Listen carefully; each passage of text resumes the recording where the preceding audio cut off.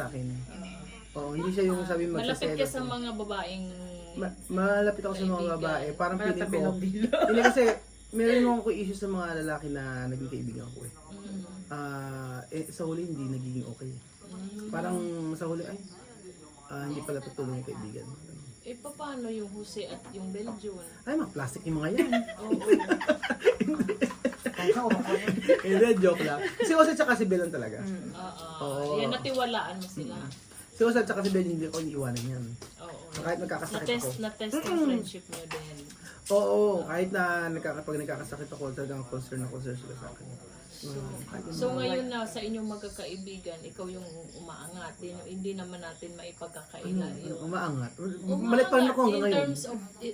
In terms of yung estado ng buhay, kung yun ang pag-uusapan. Yes, ate. Ngayon, ito bang dalawang ito ay may plano ka rin para sa kanila? Ano ba?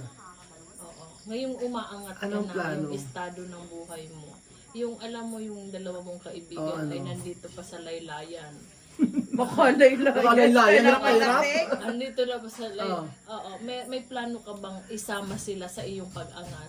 Matagal ko na silang sinama. Kasi kung hindi ko sila sinama, matagal ko nang sinabi na Umuwi na. umuwi na. Pero syempre kasi ngayon kasi may mga priority. For example, ngayon syempre pagdating sa paggastos sa Nueva Ecija, maraming gastos. Yung mga ganun. Ngayon, yung kuya ko, syempre inuna ko. Oo. And then, in the future, silang dalawa naman. Para kasi si Jose, okay naman si Jose. Oo, si Benji naman, may mga gusto pa siyang maano.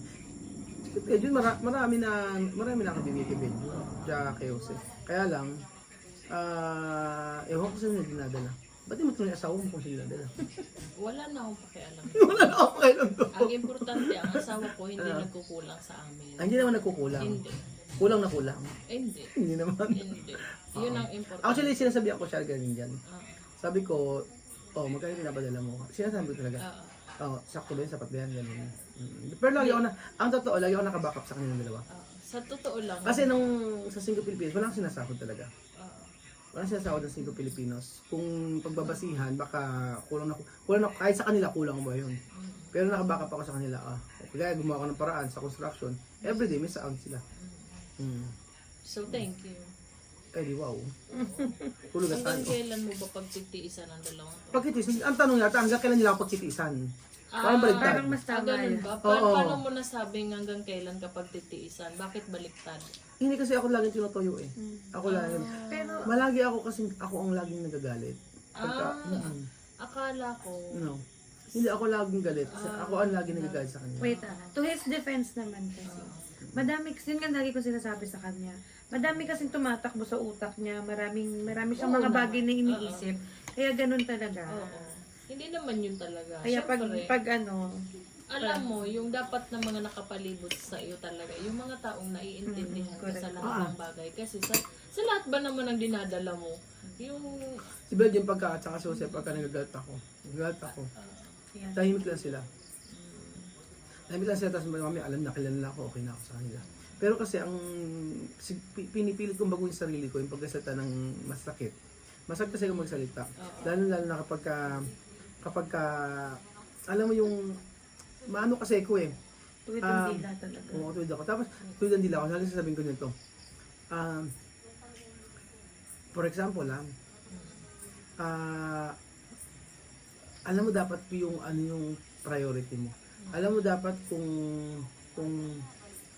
yung bagay ba na bibilin mo is gusto mo lang o luho. Yung mga ganun. Gusto mo luho yan o kailangan mo ba talaga yan? Ganyan.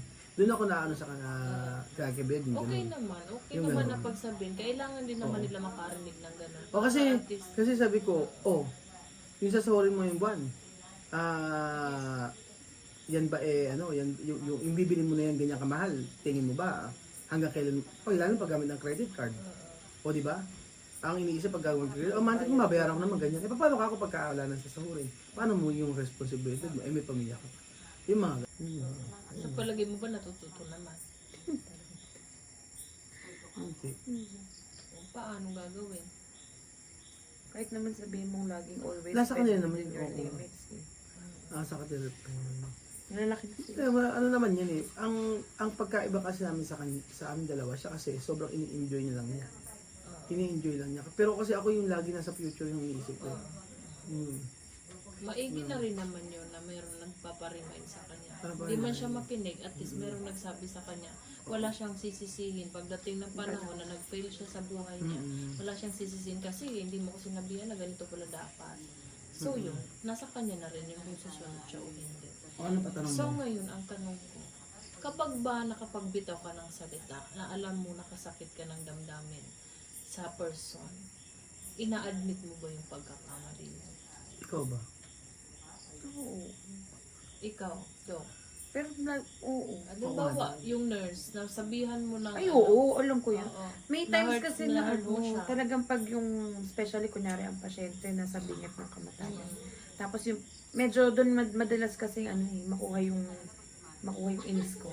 Kapag malapit na sa bingit na ng kamatayan yung pasyente, tapos mali pa yung gagawin mo, o mabagal yung pagkilos mo, nagagalit talaga ako. Pero, after naman noon, kapag everything na settle na, talagang sasabihan ko yung nurse na, pasensya ka na kung ano. At least marunong magsawa Oo, mo.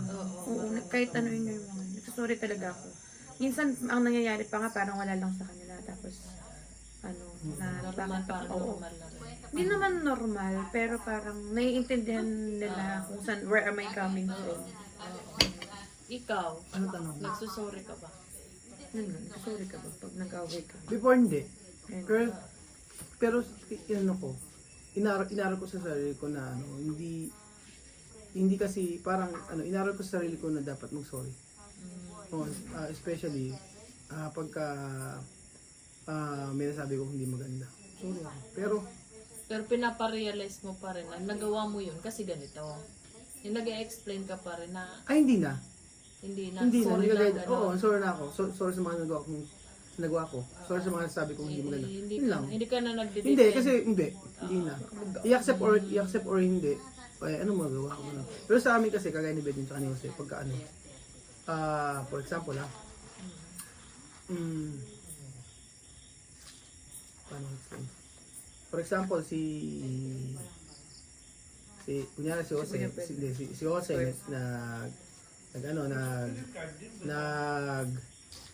nagkailan ba yun kami? Kunyari si Jose, nag-walk out. Tapos, maya, siya naman yung, magsasorry siya, magme-message sa akin siya. O, kasi, iba Tapos si Belgium naman, eto naman kay Belgium. Magsasorry pero mag-explain siya. Oo. O, ganun siya. Oo, Tapos, okay ayaw niya ng salitang verbal. Gusto niya may message niya. Doon ako naiinis. Oo. Ayoko na Ganyan gano'n. naman yan. Ganun siya. Ang dami niyang, raratrating ka sa message na ganyang karami. Pero, ang gusto mo lang naman malaman is kung nagsuwar na siya. Di okay na. Ganun. Nag-explain siya sa akin ng dami. Ganun naman talaga. Ganun siya. Yun ang personality niya. 100%. Sanay naman ako sa kanya. Oo. Tapos yung, tawag doon, iniintindi niya lahat. Kailangan nakaplano. Kailangan hindi mo papangakuan. Di ba? Alam na alam ko, di ba? Kasi matagal ko nang makasama. Kaya alam ko na maugali yun. Actually, masasabi ko nga, mas madami yung pinagsamahan nyo kaysa sa pinagsamahan namin mag-asawa. Kasi bihira siya dito di ba? Ibang bansa. Oo, nasa ibang bansa siya. Yun yung sinasabi ko sa kanya. Sabi ko, Kaya mas kung sa ating dalawa, mas kilala mo siya. Mas sabi ko sa kanya ngayon, kagaya ngayon, papunta dito, sabi ko, priority mo yung pamilya mo. Dapat yung mga special na occasion na ganyan, dapat kagaya ng birthday, dapat andun ka. Ako mismo nagsasabi sa kanya gano'n. May mga nire-reason siya, pero sabi ko, hindi na importante yun. Sabi ko sa kanya. Kaya, kahit ayoko talaga pumunta dito, alam ko malayo. Pumunta ako kasi para samahan nga din. Ganun. So, ano ba tanong mo? Ako ba, tinurin niyo ba akong kaibigan? Oo. Ako, oo. Sa umpisa, nang namit kita, honest, nung nagkakachat-chat kita, okay naman din. Pero hindi pa ako nag-open sa'yo ng mga problems, mga ganun. Pero nung nag-meet kita sa Nueva Ecija, oo.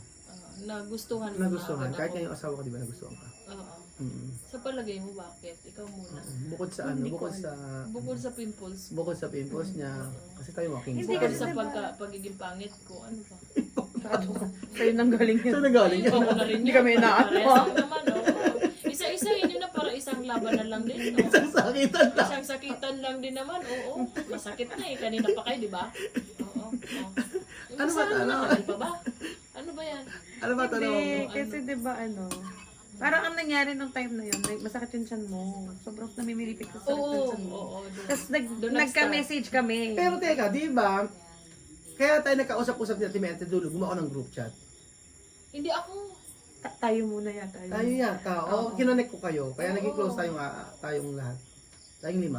Hindi. Hindi, tayong tatlo muna yun. Sino? Tayo, ako, ikaw, sa Ate Mayan. Oo. May chismis Ay, oo. ka. Chismis ako. Tapos, kinonek ka. Isinaman ka na. Oo, yun. Kasi si Ate Lulu naman, nung nasa NE, ay Ate Mean, BFF, nung nandun pa lang kami sa NE, nag-uusap-usap, tinawag niya na akong BFF.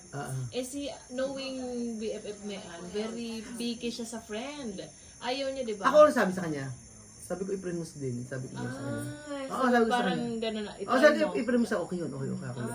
Oo, Oo, sinabi nabanggit ko sa nga kanya. niya. Nabanggit nga niya na. Kasi hindi siya nakikipag-iibigan basta-basta. Oo, yun ang talagang ano niya, Oo. personality. Tapos sinabi ko, friend mo ka ako si Doktora. Sabi ko rin sa kanya. Oo, sinabi ko Pero sa hindi kanya. siya agad na gano'n sa akin. Dumaan muna siya kay Ate Den. Oo. Tapos, Oo, di ba? oo, tapos, Tapos, pwede ba pwede mo naman na gano'n. Oo. Tapos, nahihiya. So, ang ginawa ko, ako na nag-add. bakit nga? So, doon na tayo sa ano, bakit nga? Hindi, Diba, hindi. may first impression ba kayo? O paano ba nangyari? Hindi. Siguro yung lukso ng dugo. Lukso ng dugo. Hindi. Kasi Iba ang ano dugo yung namin, dalawa. oo. Yung dugo mo malinis, yung sa kanya Ay! medyo hindi.